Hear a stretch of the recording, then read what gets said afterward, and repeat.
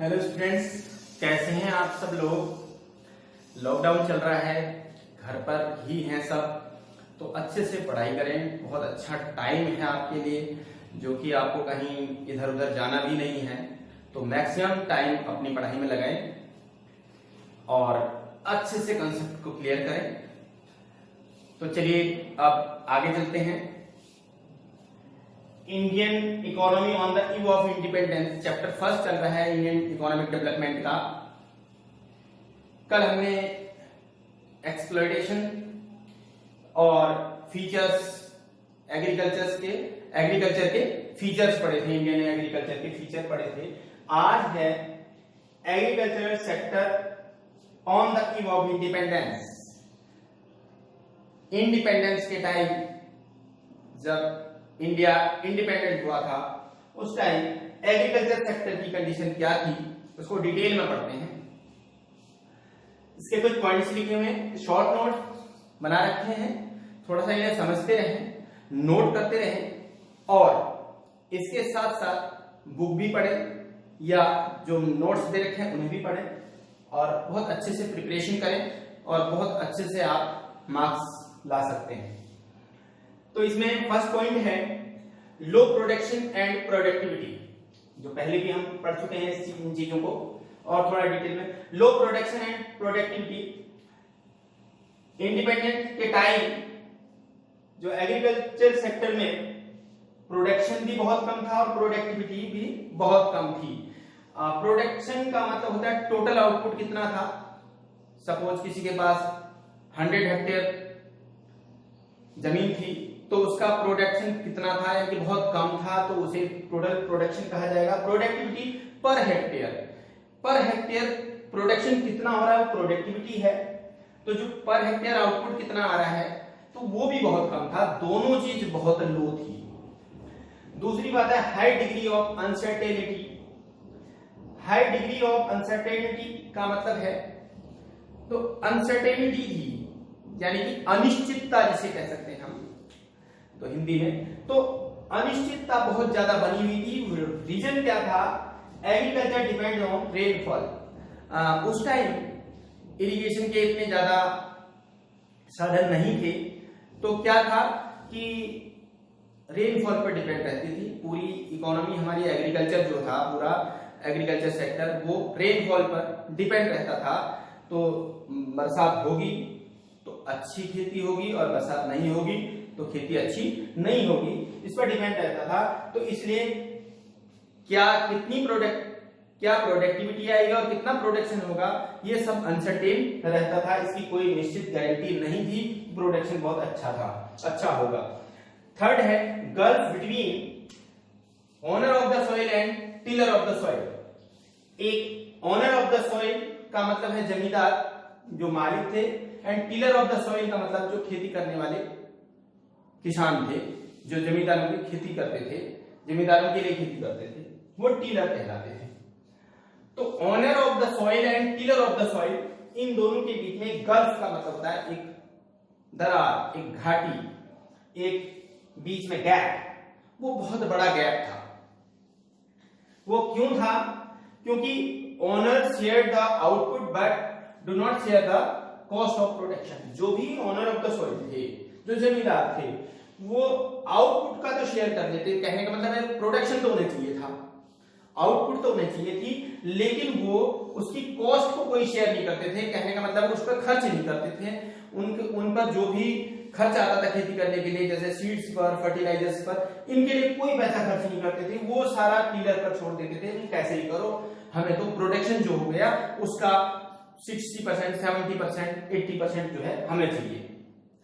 अब यहां पर दिक्कत आती थी टीलर को, उसके लिए कुछ नहीं बचता था। दूसरी बात, tiller of the soil were only given enough to substance. तो जो टीलर थे, जो फार्मर थे, जो खेती करते थे, वो केवल इतना ही उनको मिल पाता था कि जो कि उनके सब्सिस्टेंस का मतलब है जीवन यापन करने के लिए, केवल उन्हें अपना जीवन यापन करने के लिए, यानी कि जीने के लिए, जितना अपना खाने के लिए, जिससे जीवित रह सकें और जमींदारों के लिए खेती कर सकें, उतना ही उनके लिए बचता था, बाकी सारा जो है वो ऑनर्स यानी जमींदार ले लेते थे। इससे क्या था, एक गैप बहुत बड़ा बढ़ता जा रहा था, बढ़ गया था, जो किसमें, owner of the soil and tiller of the soil में। फोर्थ पॉइंट है स्मॉल एंड फ्रेगमेंटेड होल्डिंग्स।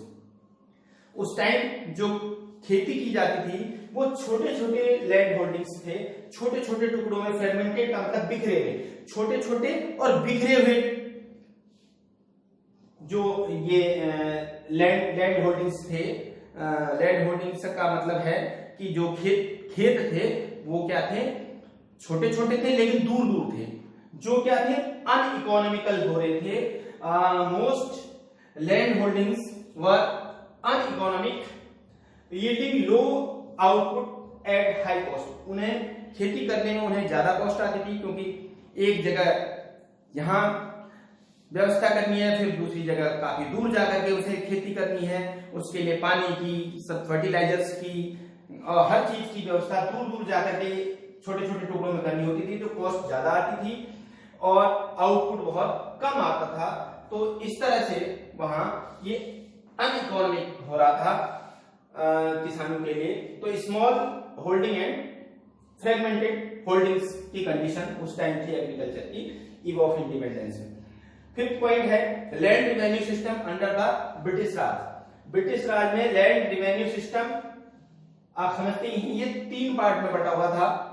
इसके 3 हिस्सों में इसको रिवेन्यू सिस्टम को बांट दिया गया था अंग्रेजों के द्वारा। तो क्या था, एक तो जमींदार होते थे, एक ब्रिटिश गवर्नमेंट होती थी और एक डीलर होते थे जो किसान यानी कि जो खेती करते थे। जमींदार एक फिक्स्ड अमाउंट गवर्नमेंट को देते थे, ब्रिटिश गवर्नमेंट को, जिससे जमींदार को पूरी छूट भी थी। क्या थी कि वो डीलर से यानी खेती करने वालों से कितना भी ले रहे, वो तो अपना एक फिक्स्ड अमाउंट गवर्नमेंट को दे देते थे। सपोज जितनी जमीन है उसके अकॉर्डिंग ब्रिटिश गवर्नमेंट ने उन्हें फिक्स कर रखा था, तुम्हें तो इतना अमाउंट देना है, तो उतना तो ब्रिटिश गवर्नमेंट को दे दी। लेकिन as much as they could, उसके लिए वो फ्री थे, जितना चाहे उतना वो टीलर से लेते। इसमें गवर्नमेंट का कोई रूल्स एंड रेगुलेशन नहीं था, गवर्नमेंट का कोई बाउंडेशन नहीं था, गवर्नमेंट किसी तरह का कोई इंटरफेयर नहीं करती थी जमींदार के लिए कि आप जो टीलर्स हैं, जो फार्मर्स हैं, उनके लिए भी कुछ बचाइए या उन्हें उनसे भी कुछ परसेंटेज के हिसाब से लीजिए, ऐसा कुछ नहीं था। बस गवर्नमेंट ने पूरी जमींदार को छूट दे रखी थी कि वो जितना चाहे उतना फ्री टू एक्सट्रैक्ट, यानी कि पूरा जितना चाहे उतना किससे, किसानों से ले सकते थे। तो किसान के पास वो केवल उतना ही छोड़ते थे जितना कि वो अपना जीवन जी सके। तो ये रेवेन्यू सिस्टम था। अब आगे देखते हैं। अब है industrial sector on the eve of independence. Independence के टाइम में इंडस्ट्रियल सेक्टर कैसा था इंडिया का। इंडस्ट्रियल सेक्टर को भी ब्रिटिशर्स ने एक सिस्टेमैटिक डी इंडस्ट्रियलाइजेशन कर दिया, उसका एक योजनाबद्ध तरीके से उसको समाप्त कर दिया, सिस्टेमैटिक डी इंडस्ट्रियलाइजेशन कर दिया। कैसे किया, वो 2 तरीके से किया। एक तो उन्होंने क्या कर दिया, उस टाइम क्या था, यहाँ जो हैंडीक्राफ्ट था, वर्ल्ड फेमस हैंडीक्राफ्ट था इंडिया का, वो बहुत ही इंडिया का हैंडीक्राफ्ट मशहूर था पूरे वर्ल्ड में। तो उसको उन्होंने समाप्त कर दिया, डीके मींस समाप्त कर देना, उसको एंड कर दिया उसका। और दूसरा, एक bleak growth of modern industry owing to the lack of investment. Investment न होने की वजह से, इन्वेस्टमेंट की कमी होने की वजह से जो मॉडर्न इंडस्ट्री थी वो भी एक समाप्त सी हो गई थी, उसमें भी एक काल्पनिक ग्रोथ हो रही थी, उसकी कल्पनाओं में वो बढ़ रही थी। कहने का मतलब है वास्तविकता में वो बढ़ ही नहीं रही थी, बिल्कुल उसकी ग्रोथ खत्म सी हो गई थी। तो bleak growth on modern industry owing to the lack of investment. तो इन 2 वजह से, एक तो इन्होंने क्या कि हैंडीक्राफ्ट को खत्म कर दिया, एक इन्होंने इन्वेस्टमेंट की कमी की वजह से ये जो इंडस्ट्री है, मॉडर्न इंडस्ट्री इंडिया की थी, वो भी सारी समाप्त हो गई थी। अब दोनों को अलग अलग पढ़ लेते हैं। डीके ऑफ हैंडीक्राफ्ट कैसे किया इन्होंने, इनको हैंडीक्राफ्ट को, इंडिया के हैंडीक्राफ्ट को कैसे समाप्त किया, इसके दो तरीके से किया। डिस्क्रिमिनेटरी टैरिफ पॉलिसी इन्होंने लगाई। सबसे पहले इन्होंने डिस्क्रिमिनेटरी टैरिफ पॉलिसी लगाई। इसके दो रीजन थे, मतलब दो तरीके से लगा दी थी।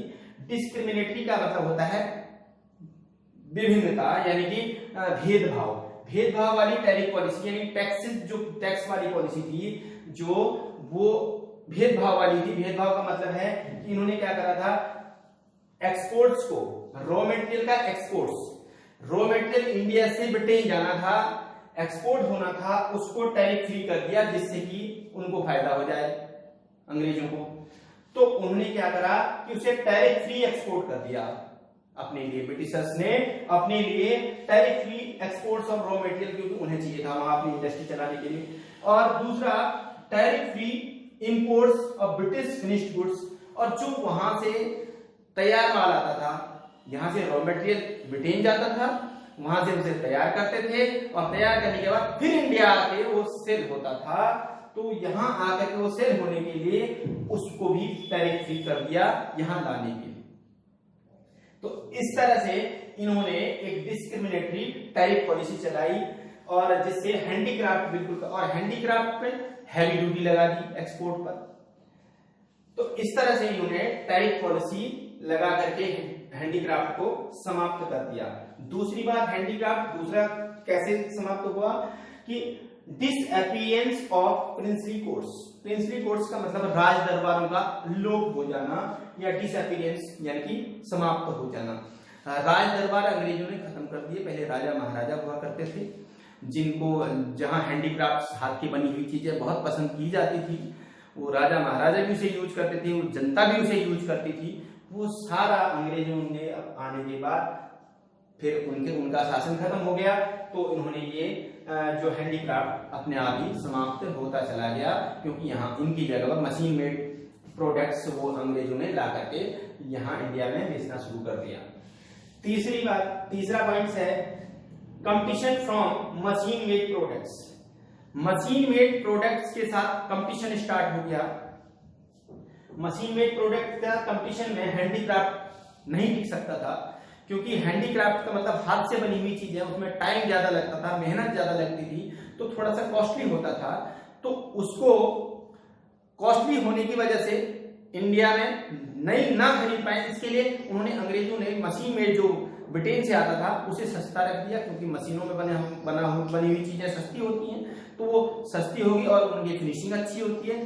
तो लोग, जो जनता है, वो मशीन मेड प्रोडक्ट को ज्यादा पसंद करने लगी हैंडमेड प्रोडक्ट से। तो इसलिए इसका कंपटीशन हो गया जो हैंडीक्राफ्ट का, और वो खत्म होता चला गया। उस कंपटीशन में वो आगे नहीं बढ़ पाया, तो खत्म होता चला गया।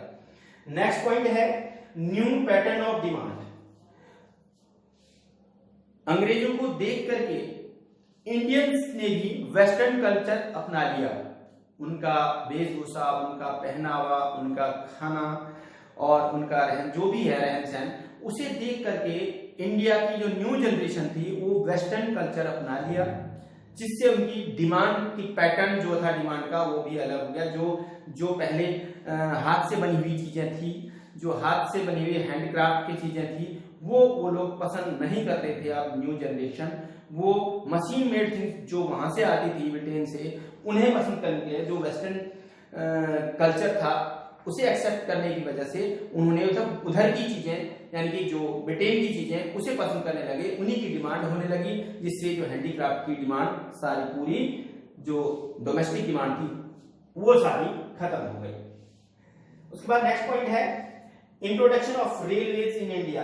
ये इंट्रोडक्शन, रेलवे का इंट्रोडक्शन भी ब्रिटिशर्स ने किया और अपने फायदे के लिए किया। और सबसे पहले जो ट्रेन चलाएगी वो ट्रेन बॉम्बे, यानी कि बॉम्बे से, जब आप जिसे आप मुंबई कहते हैं, वहां से थाने तक चली 1853 में। ये कभी कभी 1 मार्क्स का क्वेश्चन आ सकता है आपका। 1853 में मुंबई से थाने तक चली, और ये इन्होंने अपने फायदे के लिए चलाई। अपने फायदे के लिए ऐसे कह सकते हैं कि जब फिनिश्ड गुड्स ब्रिटेन से पोर्ट पर आते थे, और पोर्ट से लेके वो फिर अलग अलग स्टेट्स तक, अलग अलग मार्केट तक जाने के लिए वो इजी वे में चले जाएं, जिससे बल्क में चले जाए, एक साथ चले जाए, उसके लिए ट्रेन चलाएगी इंडिया में।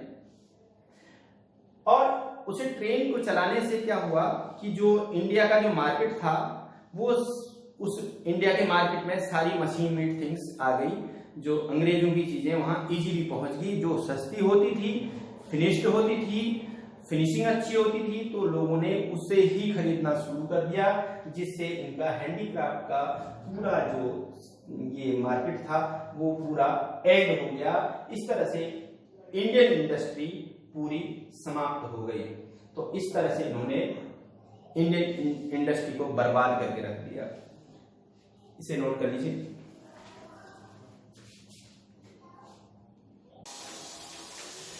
इसके बाद इसमें एक पॉइंट और है, bleak growth of modern industry owing to the lack of investment. Investment की कमी की वजह से जो मॉडर्न इंडस्ट्री थी उसमें काल्पनिक ग्रोथ यानी ग्रोथ हो ही नहीं रही थी, बिल्कुल नाममात्र की ग्रोथ भी नहीं हो रही थी। तो उसके कुछ पॉइंट्स, 2-3 पॉइंट्स मैंने लिखे हैं। Bleed growth of modern industry, ये मॉडर्न इंडस्ट्री में जो काल्पनिक ग्रोथ हो रही थी, कहने का मतलब बिल्कुल ग्रोथ नहीं हो रही थी, नाम मात्र की ग्रोथ थी, कल्पनाओं में जैसे ग्रोथ कहते हैं, कल्पनाओं में हो रहा है सब काम, वैसे तो होता नहीं, तो उस तरह से ब्लीड ग्रोथ। तो उसका कारण क्या था कि इसमें देखिए 2-3 पॉइंट लिखे हैं। Some industry were established by the private entrepreneur. उस टाइम कुछ इंडस्ट्रीज प्राइवेट एंटरप्रेन्योर ने अपने बल पर चलाई थी, वो भी इसलिए कि वर्ल्ड वॉर